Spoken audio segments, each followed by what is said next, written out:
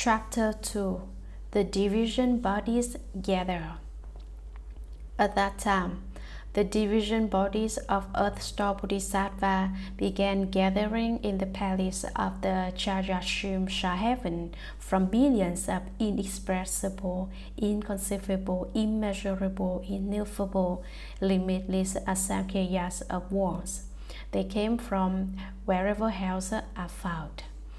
Due to the spiritual powers of the first come one, each came from his own direction and was joined by thousands of billions of nayutas of those who had obtained liberation from the path of karma. All brought incense and flowers as offerings to the Buddha. Those groups who came were irreversible from Anuttara Samyak Sambodhi because they had been touched and transformed by earth-store Bodhisattva. For long aeons they had wandered in birth and death, undergoing suffering within the six paths without even temporary respite. Now they had reached various levels of sagehood due to the great compassion and deep vows of earth-store Bodhisattva. They felt joyful as they arrived at the Trayastrimsha Heaven and gazed at the first come one, their eyes not leaving him for a moment. At that time, the world-honored one stretched forth his golden-colored arm and rubbed the crowns of all the division bodies of earth-store Bodhisattva Mahasattva, gathered from billions of inexpressible, inconceivable, immeasurable, ineffable, limitless samkhya's of worlds, and said, I teach and transform obstinate beings such as these within the evil worlds of the Five Turbidities, causing their minds to be regulated and subdued so that they renounce the deviant and return to the proper. But 1 or 2 out of 10 still cling to their bad habits. For them, I again divide into thousands of billions of bodies and use numerous additional expedient means. Those with keen rules will listen and immediately believe. Those with good rewards will respond to exhortation and strive to succeed. Those who are dim and dull will only return after being tortured for a long time. Those whose karma is heavy will fail to show any respect. My division bodies take across and liberate all those different kinds of beings. I may appear in a male body. I may appear in a female body. I may appear in the body of a god or dragon. I may appear in the body of a spirit or ghost. I may appear as a mountain, a forest, a stream, a spring, a river, a lake, a fountain, or a well, in order to benefit people. I use all these ways to save beings. I may appear in the body of God Chakra. I may appear in the body of Lord Brahma. I may appear in the body of a well-turning king. I may appear in the body of a lay person. I may appear in the body of a national leader. I may appear in the body of a prime minister. I may appear in the body of an official. I may appear in the body of a bhikshu, a bhikshuni, an upasaka, an upasika, and so forth, up to the body of a hearer, an arhat, and a pratika Buddha, or a Bodhisattva, in order to teach and rescue beings. It is not that I appear to them only in the body of a Buddha. Reflect on how I have toiled for repeated ends and endured acute suffering to take across and free stubborn beings who resist being touched and continue to suffer for their offenses. Those not yet subdued undergo retributions according to their karma. If they fall into the evil destinies and are enduring tremendous suffering, then you should remember the gravity of this entrustment I am now making to you here in the palace of the Trayastrimsha Heaven. 5 ways to liberate all beings in the Saha world from now until the time when Maitreya comes into the world. Help them escape suffering forever, encounter Buddhas, and receive predictions.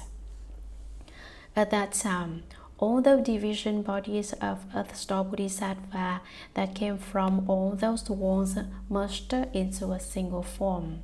Then he wept and said to the Buddha, "Throughout long aeons, I have been receiving the Buddha's guidance, and from that have developed inconceivable spiritual power and great wisdom.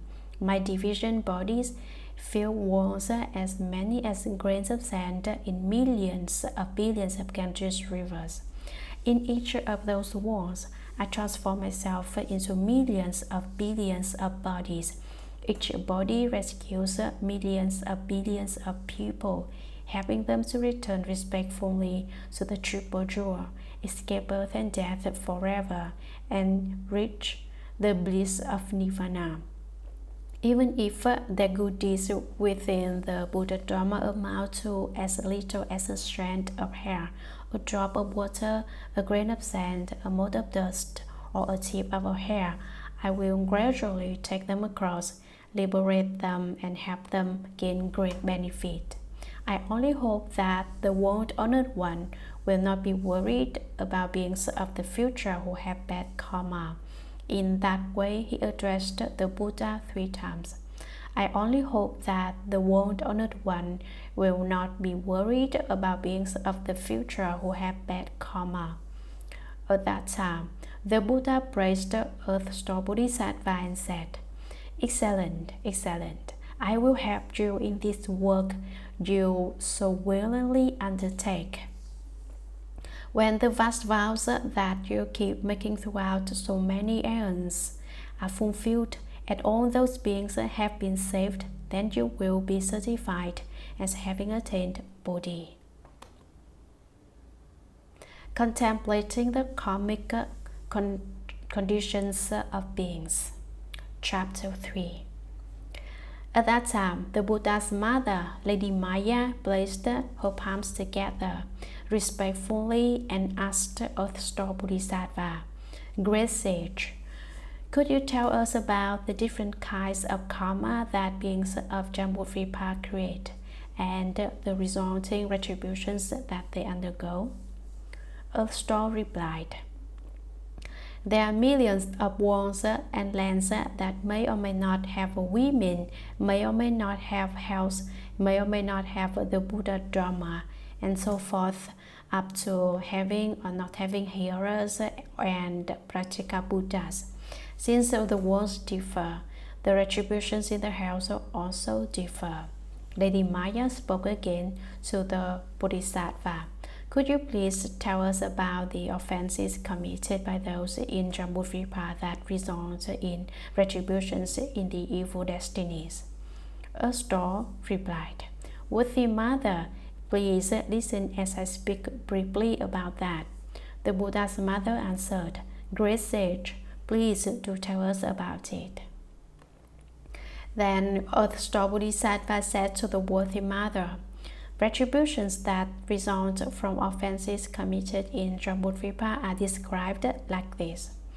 Beings who are not filial to their parents, even to the point of harming or killing them, will fall into the relentless hell, where for thousands of billions of aeons they will seek escape in vain.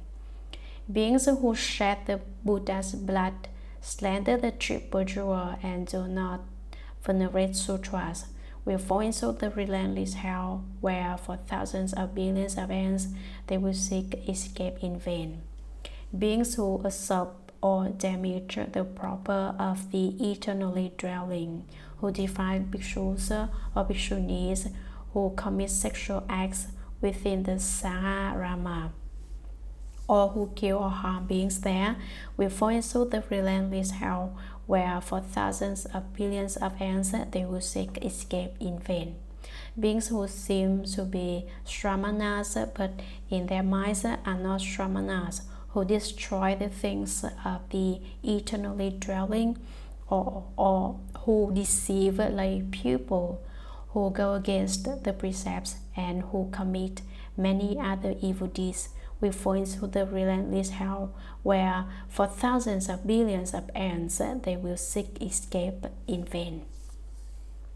Beings who steal the wealth and the property of the eternally dwelling, including its grains, food and drink, and clothing, or who take anything at all that was not given to them, will fall into the relentless hell, where for thousands of billions of aeons they will seek escape in vain. Earth Star continued, Worthy Mother, beings who commit such offenses will fall into the fivefold relentless hell, where they will constantly seek a temporary relief from their suffering, but will never receive even a moment's relief. Lady Maya further asked Earth Star Bodhisattva, why is that hell called relentless? Earth Star replied, Worthy Mother, all the hells are within the Great Iron Ring Mountain. The 18 great hells and the 500 subsequent ones each have their own names. There are hundreds of thousands more that also have their own names. The relentless hell is found within the city of hells that encompasses more than 80,000 square miles. That city is made entirely of iron. An unbroken mass of fire extends for 10,000 miles above the city. Within the city are many interconnected hells, each with a different name. There is just one hell called relentless. Its circumference is 18,000 miles. The wall of that hell is 1,000 miles high, totally made of iron, and covered with a fire burning downward that is made by a fire burning upward. Iron snakes and dogs spewing fire rays back and forth along the top of that wall. In that hell, there is a bed that extends for 10,000 miles. One person undergoing punishment sees his or her own body covering the entire bed. When hundreds of thousands of people undergo punishment simultaneously, each still sees his or her own body covering the bed. That is how retributions are undergone by those with the same karma. What is more, these offenders undergo extreme suffering. Hundreds of thousands of yakshas and other evil ghosts display fangs like swords and eyes like lightning as they pull and drag the offenders with their brass-clawed hands.